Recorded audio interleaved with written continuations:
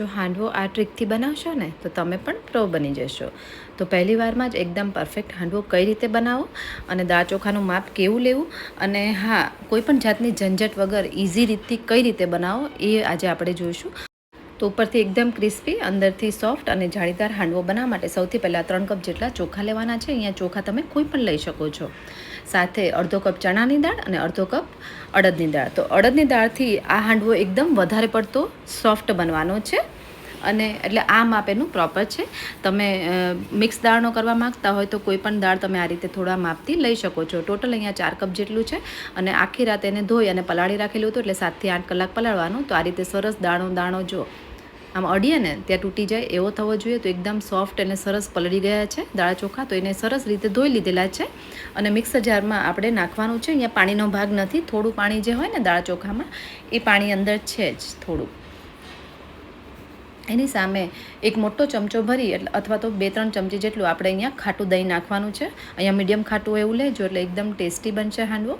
અને જો આ રીતે થોડું કરકર હોય ને એવું પીસવાનું, એકદમ સ્મૂધ નથી પીસવાનું. અને પાણીની જરૂર પડે તો થોડું પાણી પીસવામાં નાખતું જવાનું છે. એ તમે પ્લસ માઇનસ થોડું કરી શકો છો પાણીને.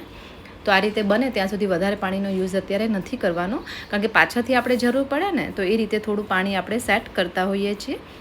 હવે અહીંયા આપણે થોડું ફરી લઈ લઈએ દાળ ચોખા અને 1 ચમચા જેટલું દહીં નાખીએ, સાથે થોડું પાણી અને આ બધું વસ્તુ આપણે પીસી લીધેલી છે જો અત્યારે. એટલે કે દાળ ચોખા આપણા પીસીને તૈયાર થઈ ગયા છે. હવે આમાં એર બબલ્સ ભરાય અને આ હાંડવો એકદમ વધારે સોફ્ટ બનાવવા માટે તમારે શું કરવાનું, તો 2 થી 3 મિનિટ માટે એક જ ડાયરેક્શનમાં આ રીતે ફેંટવાનું છે. તો જો આ રીતે ફેંટવાથી અંદર હવાના કણ ભરાશે અને આમ સરસ મજાનો આથો આવશે.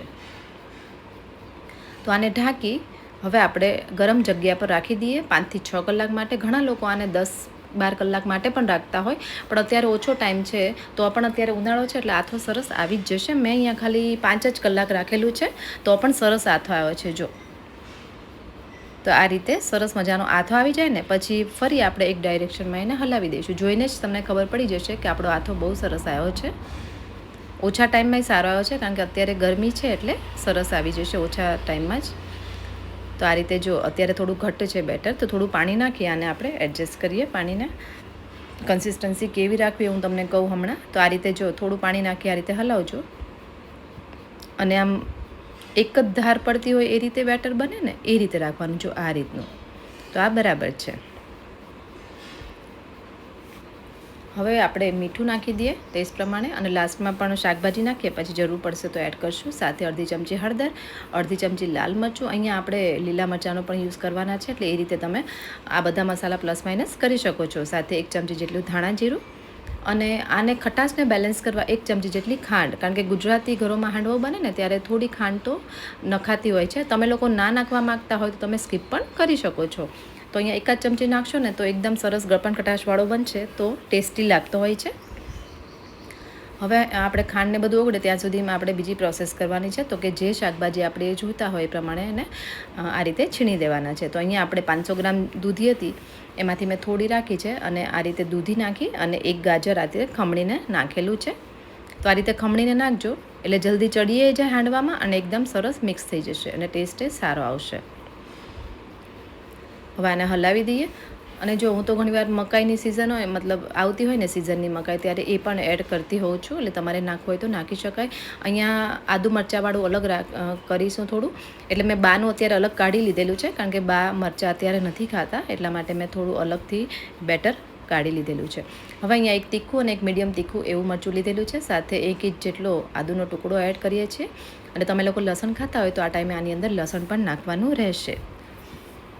હવે એને આ રીતે પીસી લઈએ અને 1 જ ચમચી જેટલું થશે આ આદુ મરચાંની પેસ્ટ. અને જો લસણ ખાતા હોય તો તમે તમારા ટેસ્ટ પ્રમાણે લસણ આમાં એડ કરી શકો છો.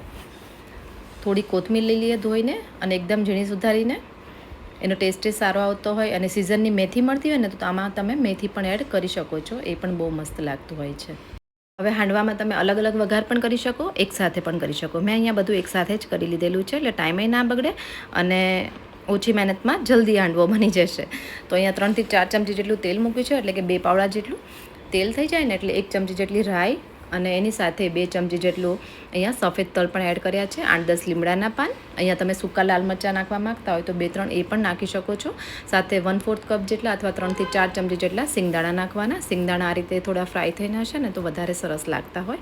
અને હાંડવામાં સિંગદાણાનો ટેસ્ટ બહુ મસ્ત આવતો હોય છે. તમે લોકો ના નાખતા હોય તો એકવાર વઘારમાં આ રીતે નાખી જોજો. અને લાસ્ટમાં 1 ચમચી જેટલું જીરું એડ કરી દઈએ. જીરું હંમેશા લાસ્ટમાં એડ કરું જેથી કરીને જીરું બળી ના જાય. તો આ વઘાર સરસ થઈ જાય, સુગંધે સરસ આવવા લાગી છે. હવે આપણે આ વઘારને હાંડવાના બેટરમાં નાખી દઈએ અને ફરી આપણે મિક્સ કરી દઈએ. જો તમારે એક હાંડવાનો એટલે કે અલગ અલગ વઘાર કરવો હોય ને તો તમે અલગ અલગ વઘાર પણ કરી શકો છો અને આ રીતે અંદરે કરી શકાય. હવે આમાં અડધી ચમચી જેટલો અહીંયા હું ખાવાનો સોડા એડ કરું છું. તમે ઈનો પણ નાખી શકો. અહીંયા બહુ નાખવાની જરૂર નથી કારણ કે આથો સરસ જ છે એટલે વાંધો બિલકુલ નહીં આવે અને સોફ્ટ જ બનશે. એટલે થોડો આપણે સોડા નાખી એટલે અડધી ચમચી જેટલો અને થોડું પાણી નાખી આ રીતે મિક્સ કરી દઈએ એટલે સરસ બેટર બનીને રેડી થઈ ગયું છે. હવે અહીંયા મેં લોખંડની કડાઈ લીધેલી છે. તો આ રીતે તવલામાં જ કરું છું. તમે તવલું કે કડાઈ જે કહો એ, અમે લોકો એને તવલું કહીએ છીએ. તમે શું કહો છો એ કમેન્ટમાં જરૂરથી કહેજો, મને ખબર પડે કે કયા ગામમાં શું બોલાય છે. હવે આની અંદર થોડું મેં અહીંયા સફેદ તલ નાખ્યા છે. અને જો વઘાર કરવો હોય તો આ ટાઈમે પહેલાં વઘાર કરવાનો તેલમાં થોડું તેલ મૂકવાનું અને પછી તમારે આ રીતે બેટર પાથરી દેવાનું. અને એમાં થોડા સફેદ તલ નાખી આ રીતે 2 ચમચા જેટલું બેટર પાથરી દીધેલું છે. તો આ રીતે કડાઈમાં કરશો ને કે તવલામાં તો એકદમ સરસ હાંડવો બનશે, શેપવાળો. વચ્ચેથી થોડો જાડો અને આજુબાજુથી પતલો એવો ઉપરથી સફેદ તલ નાખી દઈએ. અને પહેલી વાર હોય ને ત્યારે તમારે આજુબાજુ તેલ થોડું નાખવાનું. બીજી વાર તમારે તેલ નાખવાની જરૂર નહીં પડે અને બીજી સાઈડ પલટાવો ત્યારે પણ તેલ નાખવાની જરૂર નહીં પડે. તો જો આ રીતે આપણે તેલ નાખી દીધેલું છે થોડું. હવે આને ઢાંકી એકદમ લો ફ્લેમ પર 3 થી 4 મિનિટ માટે થવા દેવાનો છે. એટલે એકદમ સરસ ક્રિસ્પી લેયર બનશે, લાઇટ બ્રાઉન જેવું. અથવા તમારે વધારે બ્રાઉન કરવું હોય તો પણ કરી શકો છો, મસ્ત જ લાગશે. અને જો આ રીતે તમે કાઢશો ને ઉપરથી છે ને જો દેખાય છે બેટરનો ભાગ એકદમ સરસ ચડી ગયો છે. હવે આ ટાઈમે બીજી સાઈડ પલટાવી દેવાનો અને આને હવે તેલ નાખવાની જરૂર નથી. તમારે આ રીતે ઢાંકી તો જો આ બરાબર જ છે. હવે એને ઢાંકીને ફરી 3 મિનિટ માટે રહેવા દઈએ, 2.5 થી 3 મિનિટ માટે. નીચેથી પણ એકદમ સરસ ક્રિસ્પી લેયર બની જશે. અને આ રીતે કરવાથી એને વારે વારે ફેરવવાની જરૂર નહીં પડે અને બિલકુલ કાચો નહીં રહે. તો એકદમ સરસ મજાનો કલર આવી ગયો છે હાંડવાનો, બહુ મસ્ત બની ગયો છે. અને જો આ તમને જાળી પણ સરસ પડેલી દેખાય છે. તો આપણો હાંડવો બનીને રેડી થઈ ગયો છે. તો છે ને એકદમ ઇઝી, કોઈ પણ જાતની ઝંઝટ નથી અને સુપર ટેસ્ટી અને સોફ્ટ એવો અને ઉપરથી એકદમ ક્રિસ્પી એવો હાંડવો બનીને રેડી થઈ જશે. તો બહુ ઓછી મહેનતમાં ઓછા ટાઈમમાં સરસ મજાનો હાંડવો બનશે. અને કોને કોને હાંડવો બહુ ભાવે છે કમેન્ટમાં મને જરૂરથી કહેજો. તો આ રીતે બીજો હાંડવો પણ આપણે ઉતારી લઈએ. તો બેટર જોઈને જ ખબર પડી જશે સરસ આથો આવ્યો છે એટલે આપણો હાંડવો સરસ જ બનશે. તો આ રીતે કરશો ને તો તમે પણ બહુ ઇઝી રીતે હાંડવો ઘરે તૈયાર કરી શકશો.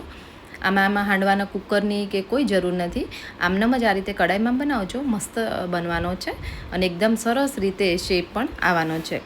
તો બહુ બીજી વાર થોડી ઓછી વાર લાગશે, પહેલી વાર થોડી વાર લાગતી હોય છે. તો જો ઉપરથી દેખાય છે તમને તો એકદમ સૂકું સૂકું થઈ ગયું છે, ભીનો ભાગ બિલકુલ નથી. જો વચ્ચે ભીનો ભાગ થોડો લાગે તો ફરી આપણે ઢાંકીને થોડી વાર માટે રહેવા દેવાનું. પછી બીજી સાઈડ પલટાવી આ રીતે 2 મિનિટ માટે રાખીએ તો પણ આપણો હાંડવો જલ્દી જ બની જશે. તો જો આપણો હાંડવો બનીને રેડી થઈ ગયો છે. તો આજનો વિડીયો અને મારી મહેનત તમારા જીવનમાં થોડી પણ તમને યુઝફુલ થતી હોય તો વિડીયોને લાઇક, શેર અને ચેનલને સબસ્ક્રાઈબ જરૂરથી કરી દેજો. તો હાંડવાને આપણે કટ કરી લઈએ. તો આ રીતે 4 ભાગમાં કટ કરી દઈશું. અને હા, આને તમે ગ્રીન ચટણી સાથે, ટોમેટો કેચઅપ સાથે કે કોઈ બી સાથે ખાશો ને, દહીં સાથે તો પણ સરસ લાગે. અને આમનામ ખાશો તો પણ સરસ લાગશે. આને ગરમ કે ઠંડુ કોઈ પણ રીતે ખાઈ શકાય છે. સવારે નાસ્તામાં લો, રાત્રે જમવામાં લો, ગમે ત્યારે તમે બનાવીને ખાઈ શકો છો. તો આપણો હાંડવો બનીને રેડી થઈ ગયો છે. તો ચલો ફરી મળીએ એક નવી રેસિપી સાથે. Thank you.